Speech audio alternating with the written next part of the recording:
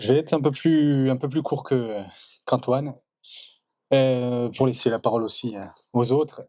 Donc Julien Vergès, je travaille à la chambre d'agriculture, de région Corse, du coup, depuis le début de l'année, qui a été fusionnée sur les 2 entités qu'il y avait, sur les 2 départements, sur le sujet de l'eau et de l'irrigation en particulier. Sur la première présentation que je vais faire là rapidement, je vais vous parler en fait d'un travail que j'avais fait avant d'être à la chambre d'agriculture. Bien sur le menton, Sur le menton. sur la barbe de chef. Ce précédent travail, en fait, a été fait dans le cadre pour le PETR de Balagne. Je travaillais au cabinet CETA Environnement sur Bigouille et l'objectif était de faire un recensement des sources et fontaines sur l'ensemble du pays balanin. Plusieurs phases, en fait, sur ce projet. La première phase était de recenser, toutes les données possibles bibliographiques, analyser des cartes, analyser, différentes, origines de données, que ce soit, des documents anciens, des cartes anciennes.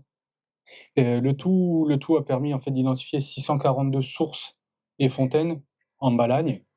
Bien entendu, c'est uniquement des sur ces 642 sources, des sources qui sont, déclarées, qui sont, connues, heu oui.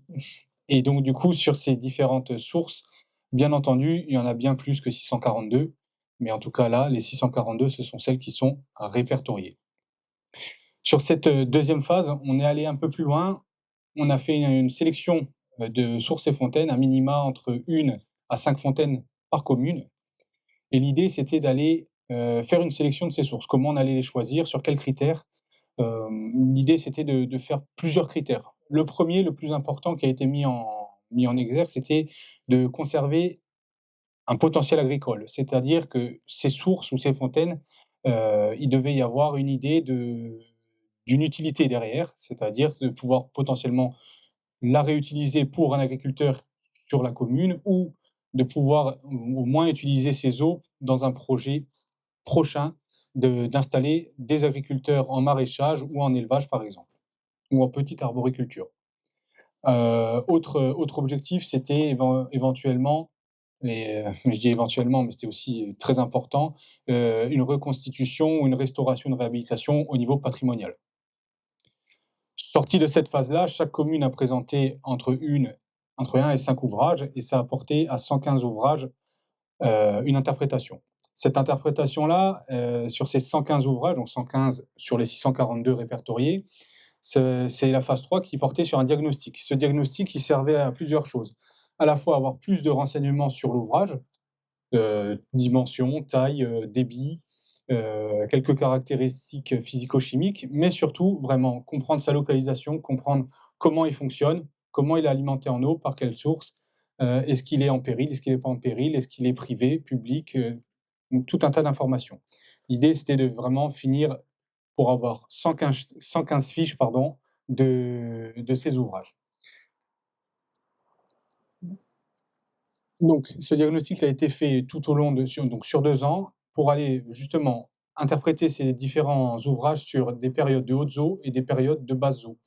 L'idée, c'était de comprendre, les différents débits qu'on peut avoir en hiver et en été, pour savoir si on a un gros delta ou non, pour, y installer par exemple une exploitation maraîchère ou de l'élevage qui puisse être visible toute l'année.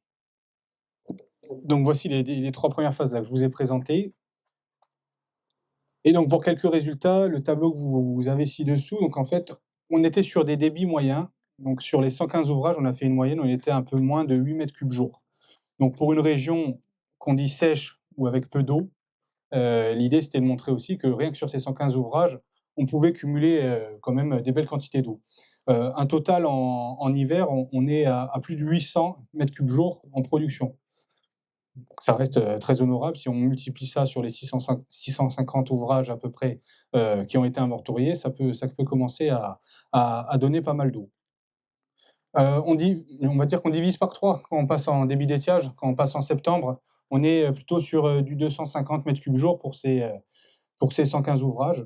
Attention, il y a une grosse diminution. Il y a une diminution d'environ 5 mètres cubes jour en moyenne, sur les différents ouvrages, mais on va voir, comme le disait tout à l'heure Antoine par rapport au changement climatique, entre l'étiage et les hautes eaux, on a une différence de 2 degrés en moyenne sur les différents ouvrages.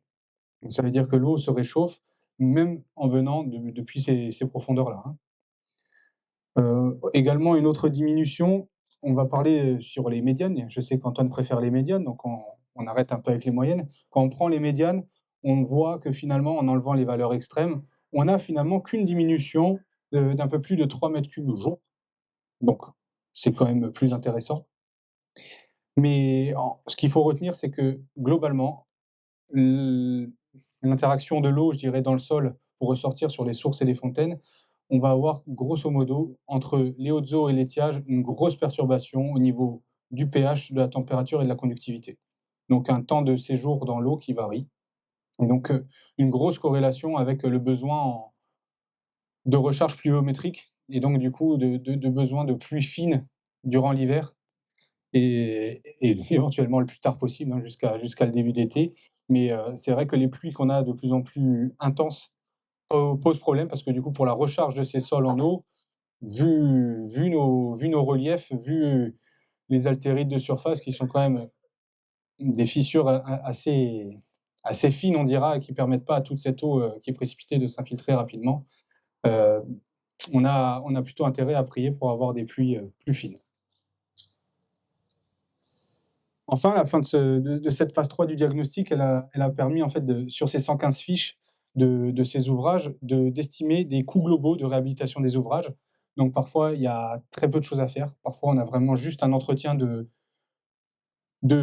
l'ouvrage, je dirais sur la prise d'eau, des entretiens de juste retirer certains végétaux, ce qu'on appelle des queues de renard. C'est vraiment un entretien que tout le monde peut faire. On ouvre une trappe, on retire les végétaux et souvent on peut multiplier le débit par 4-5 facilement.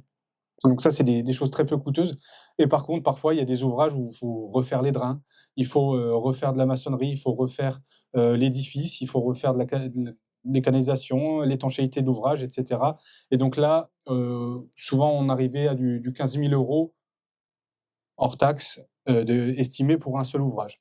Donc à l'addition de tous ces travaux sur les 115 ouvrages, on arrivait à un peu moins de 400 000 € pour le territoire de la Balagne. Comme dit, voilà, sur ces 400 000 € qui seraient à investir, je dirais, sur ces ouvrages-là, ce serait que du gain pour avoir plus d'eau sur la région de la Balagne et donc pour avoir plus d'eau à la fois pour les villages, à la fois pour la biodiversité, pour les milieux aquatiques, mais aussi pour y installer plus durablement des agriculteurs dans les villages. Pour conclure sur cette étude-là, il y a un réel potentiel quantitatif en eau sur le secteur balanin. Avec un minimum d'entretien, on pourrait donner beaucoup plus de débits, des débits beaucoup plus importants. On pourrait multiplier ces débits, je pense facilement au moins 2. Très peu de ces eaux qui jaillissent finalement de ces ouvrages sont utilisées. Aujourd'hui, ce sont des eaux qui regagnent le milieu naturel, qui n'ont finalement que très peu d'utilité. On voit beaucoup de sources ou fontaines qui sont très productives, mais qui finalement ne sont pas utilisées derrière, malgré le fait qu'il y ait des terrains agricoles en dessous, hein. En aval, on a souvent parfois des terrains agricoles qui bénéficient de l'humidité du sol et qui pourraient être encore plus bénéfiques si on faisait des ouvrages de captage juste du trop-plein de ces ouvrages-là. Euh, L'idée de cette mission, c'est de pouvoir aussi présenter des lieux où il faudra créer peut-être des ouvrages futurs pour justement y implanter une agriculture plus durable et plus respectueuse de son milieu dans le milieu rural. L'idée aussi de cette étude, c'était que chacun puisse s'approprier en local le résultat de cette étude avec une meilleure connaissance du fonctionnement des ouvrages et potentiellement des coûts, et parfois juste de créer des petites associations locales ou des mains bénévoles. On va pouvoir faire chuter terriblement des coûts et réhabiliter les ouvrages et refaire couler des quantités très importantes d'eau. Pour rejoindre le travail que j'exerce à la chambre d'agriculture, le travail le plus commun, en fait, finalement, que je fais, notamment l'été, c'est le besoin en eau.